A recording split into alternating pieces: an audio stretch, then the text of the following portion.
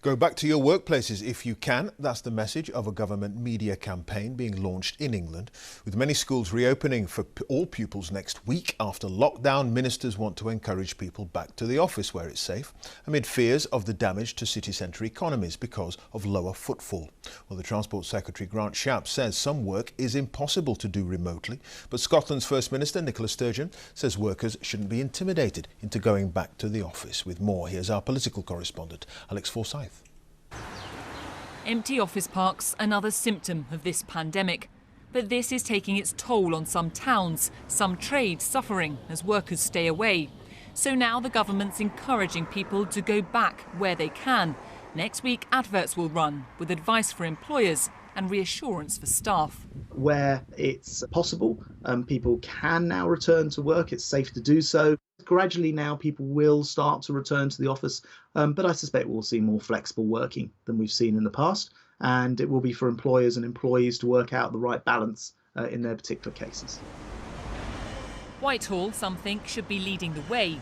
With pressure from some Tory MPs, there'll be a government drive to get civil servants back to their desks. But as ever, it's a balance between the country's wealth and its health, with the Health Secretary saying people's performance matters more than where they work.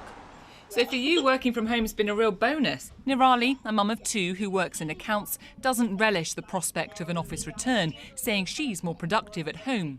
Working from home is a balanced life for any mother who is looking after the kids, and I like to be at home, being more productive and working at my own pace. But Maddie started her first full-time job in communications during the pandemic and can't wait to get to the office. I'm currently working from my childhood bedroom, which is not ideal. But yeah, not being able to kind of meet people in person and having sort of introductory meetings over Zoom and Google Hangouts has been really weird. There's real concern about the impact on businesses which depend on office trade, but government sources have stressed they are encouraging people back to the workplace only where it's safe, saying there's no suggestion those staying at home are at greater risk of losing their jobs. But there's been confusion over public messaging in the past, so ministers have to get this right. In Northern Ireland, the government's message is work from home where you can. In Wales, it's the same. In Scotland, the First Minister said people should not be intimidated back to work before it's safe, urging caution. The numbers involved, if we simply get back to everybody going to offices or call centres as normal, and the pressure on our public transport system when the physical distancing is important there, would create, in our view, right now, too high a risk of the virus spreading.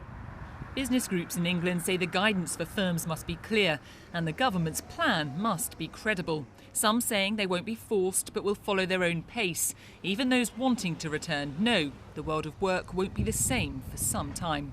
Alex Forsyth, BBC News, Westminster.